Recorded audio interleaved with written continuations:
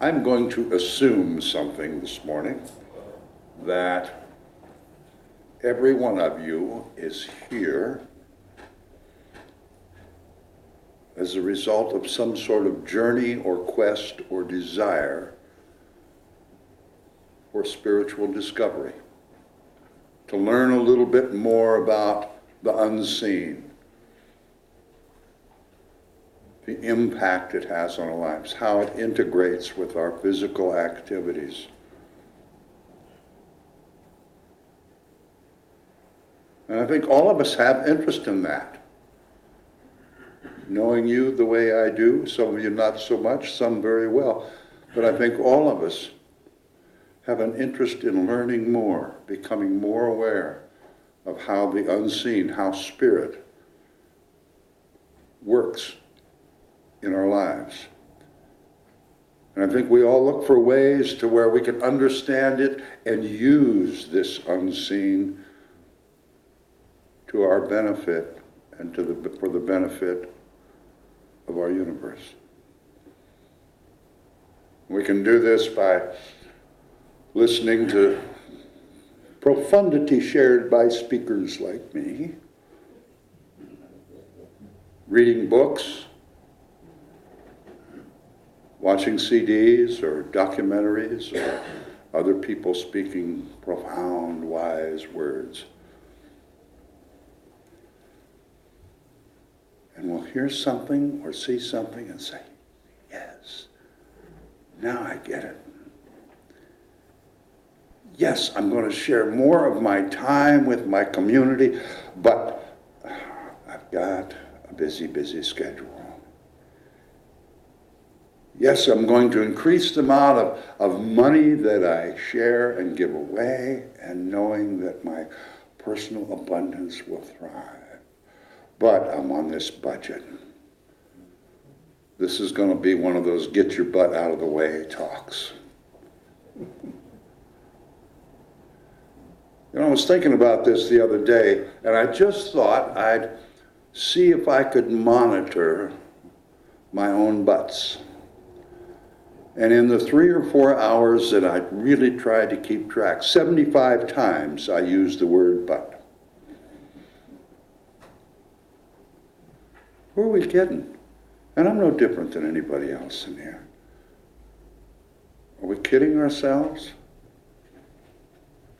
Are we trying to kid other folks?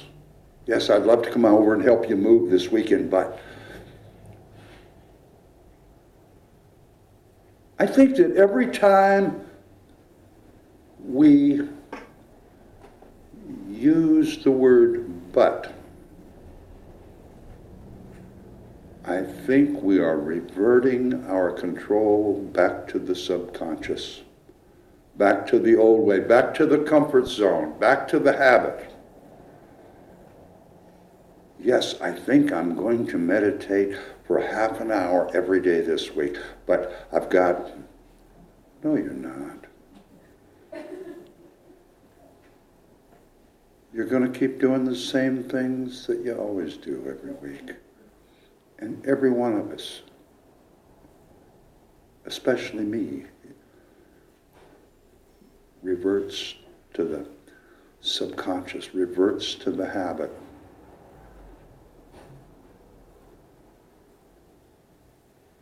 I think we've all read several times that when people come to the end of their lives, they are asked, what are your regrets? And I think all of us have regret on some of the things we've done. They didn't work out the way we had planned. But most regrets that people have are for things they didn't do. Things that they were going to do, but something came up. But they were afraid.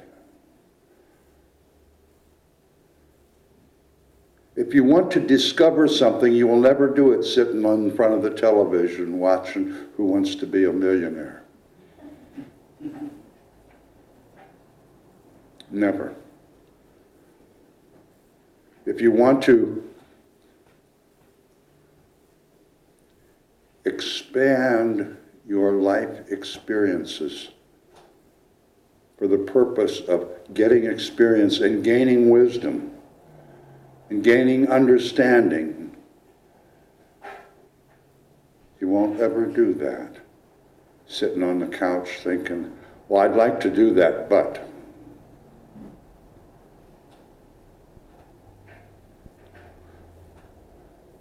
Discovery is so important. It starts when we take our first breath.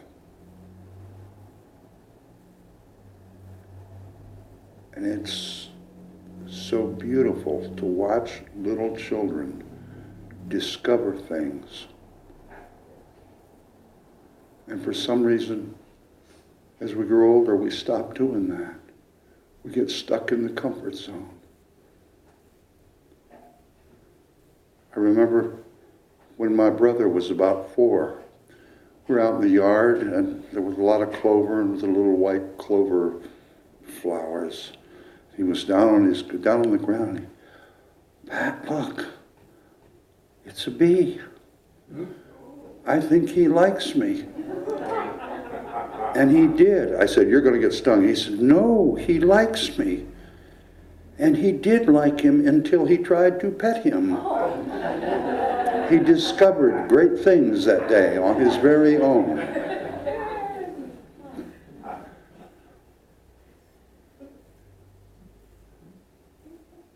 And Heather, this is not pointed at you or any other parents, but when we say but all the time,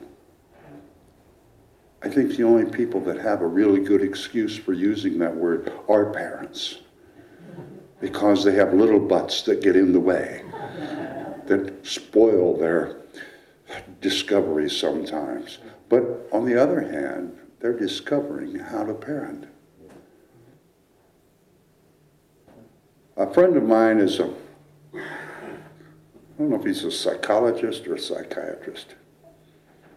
He's one of those people. But he said they're, in the profession, they're finding a couple of things that are a little unique. One is kind of brand new over the last 10 years. They're finding young people, preteens, that are very socially disabled because they don't have social skills. They haven't had the opportunity of discovering how to interact with other people. They've just been busy, totally secluded, the silent babysitter in the corner. And it's, what's that word where it spreads? It's the epidemic, that's the word. And another thing that he said has come up over the last 25 years is that they are finding 8 and 10-year-olds, a lot of boys, who are physiologically worn out, just shot, because they started Little League and soccer and dances, and all the kids are just, they've got all this stuff. And parents want so much to have a diverse exposure for their children, they wear them out and burn them out by the time they're 12 years old. So many times in their quest to provide experiences of diversity to their children, they wind up having them become complicit, or not, that's the wrong word, and competitive. We need to allow discovery in our children and in ourselves. Have you discovered something new about life this week? Have you said, well, I was going to take a walk in a place that I've never been, but maybe I won't, but maybe I will, and you did. Have you stepped out of the comfort zone? Have you done something you've never done before? Have you had an experience that you've never had before? Or have you planted a little seed of regret for missing an opportunity to experience something? You don't know.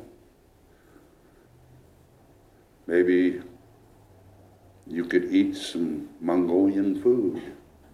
Never did that before. Maybe you won't like it, but you've done that. You've had the experience.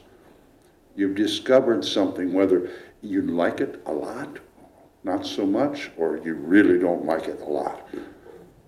You've at least allowed yourself the experience. You've allowed yourself an opportunity of discovery.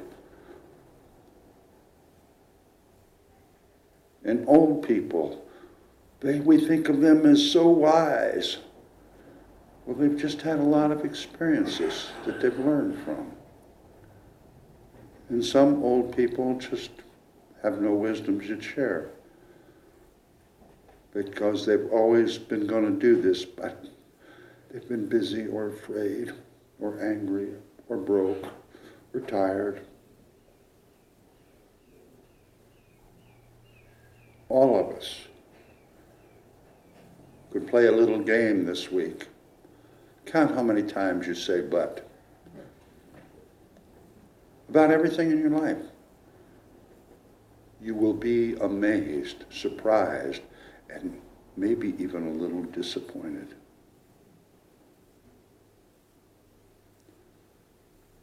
Our quest for spiritual discovery won't go very far unless we get our butts out of the way, unless we consider the possibility of the unseen power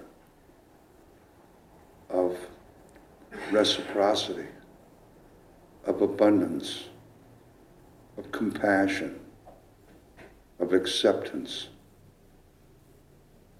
There is so much disease in this world based on hatred and fear.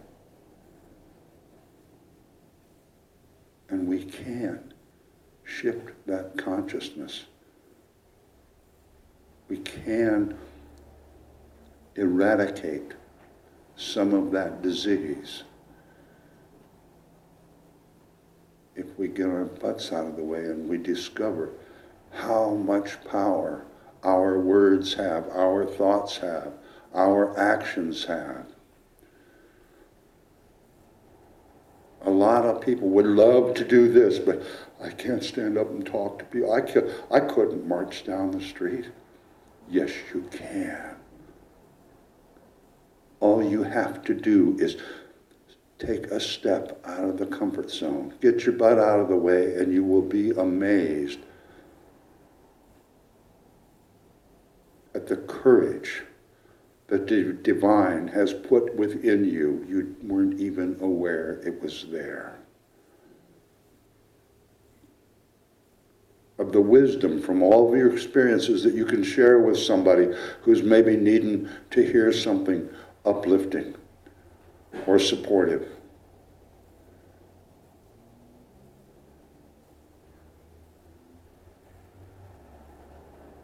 There is no limit to what we can discover when it comes to the unseen, because there is no limit to the unseen. There is no limit to spirit. There is no limit to the divine.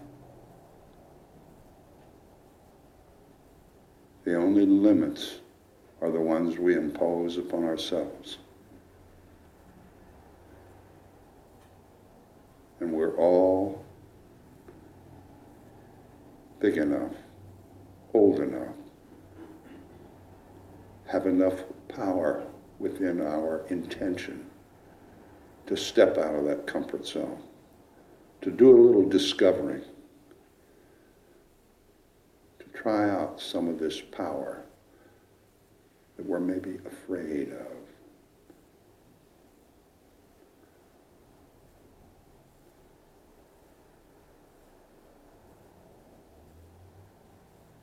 This is truly a wonderful experience, this world we live in, if we choose to actually experience it. And so it is. Let's stand up and sing. What a wonderful world.